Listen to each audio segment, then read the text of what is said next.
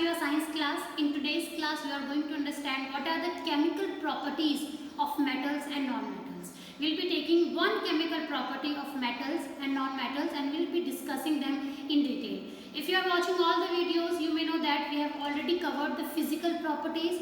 We have differentiated metals and non-metals on the basis of their physical properties. But we have also discussed, student, that there are many exceptional cases. Okay, there are many exceptional cases wherein metals don't follow the properties of metals and non-metals don't follow, some non-metals don't follow the properties of non-metals. So in that case, it is very important to differentiate metals and non-metals on the basis of their chemical properties as well. Okay, so let's start today's class. The first chemical property of metal will be their reaction with oxygen. Okay, we are going to see that how metals react with oxygen and how differently non-metals react with oxygen. Okay, before I go with this, I am sure you must remember and you may remember the rusting of iron that you have studied in previous class.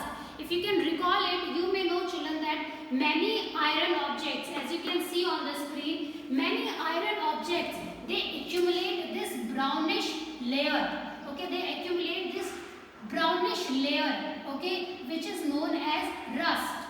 Okay, now how do you think this brownish layer appears on iron object when you left them in open, when you don't oil them, grease them, paint them? So why and how do you think this rust appears?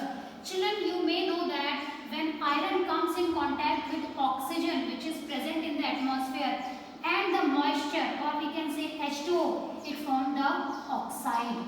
Okay, it forms oxide, that is iron oxide, which is known as rust. Okay, so we can say that this metal, this iron, Fe, is a metal. Okay, it reacts with oxygen to form oxide, to form metal oxide. Okay, so this is how the rust appears. Also, you may remember the equation of the reaction in which iron rusts. So that is iron, when reacts with oxygen, it forms iron oxide. So this is the word equation also. This is the word equation, this is symbol equation. Fe plus O2 is equal to gives to Fe2O3. So this is a chemical reaction. Okay, so this is basically a chemical reaction. Now what is chemical reaction?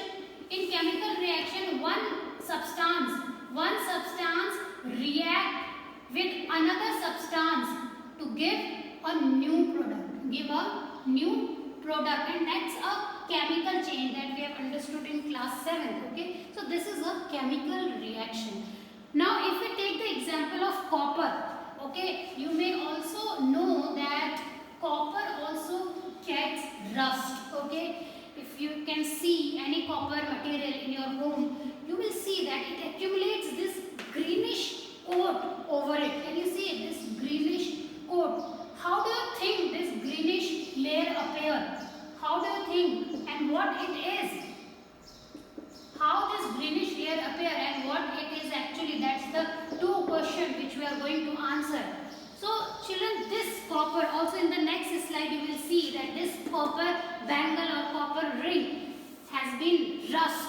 Okay, and that is because of the presence of oxygen. Okay, so we can conclude here again that copper, when combines with oxygen, it gives copper oxide. It gives copper oxide, that is CuO. Cu is the symbol of copper.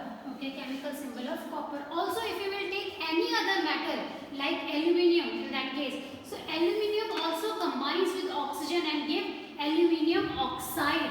So iron, when reacts with oxygen, it is giving iron oxide. Okay, when copper is reacting with oxygen, it is giving copper oxide.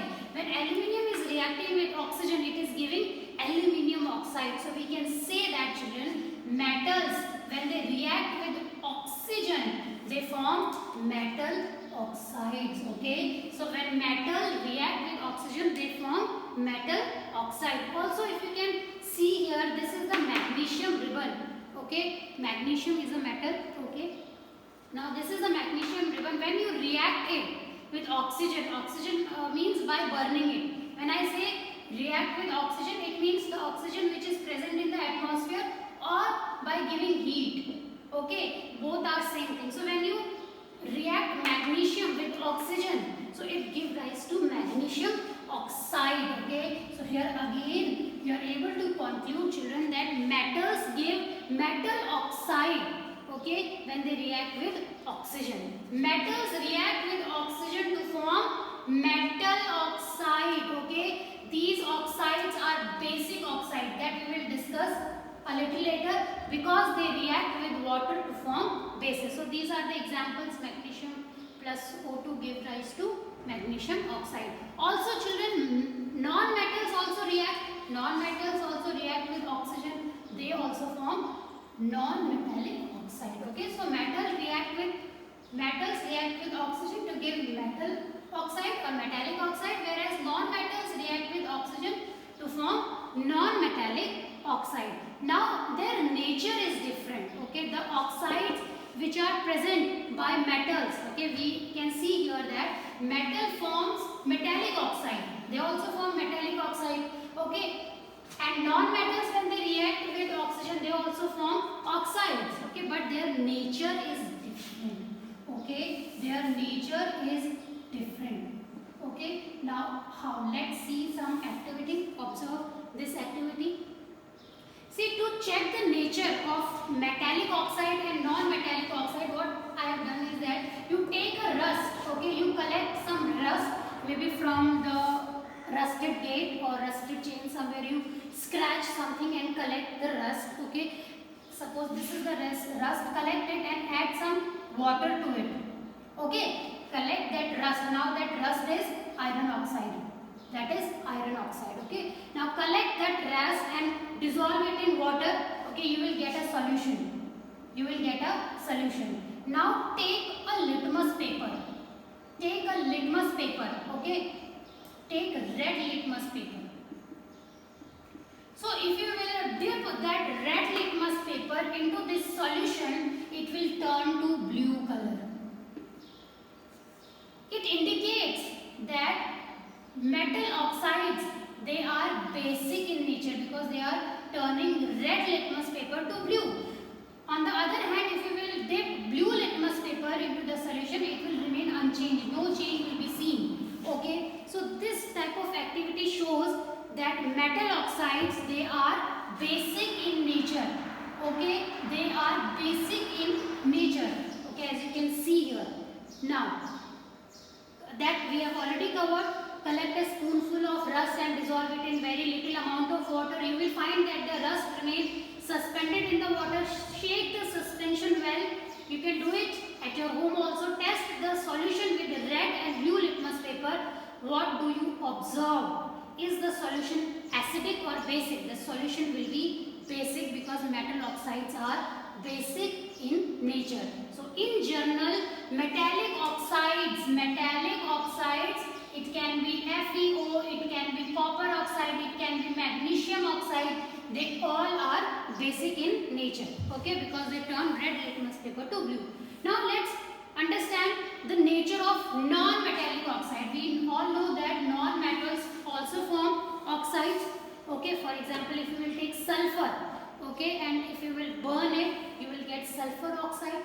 And again, if you will collect the solution of sulfur oxide and test it with the litmus paper, okay, this is the sulfur powder, okay, we have dipped it, okay, we have reacted it with water, reacted it with oxygen first. Take sulfur, react it with oxygen, you will get sulfur oxide, then dissolve it with water, okay, and test it with blue litmus paper and red litmus paper. So you will see that blue litmus paper turns red when you will dip that litmus paper into non-metallic oxide solution. It will turn into red. It indicates that that solution is acidic, because we all know that red litmus paper, when blue litmus paper turn red, it is an acidic medium. Okay, we have already done that, we have already learned that in previous classes.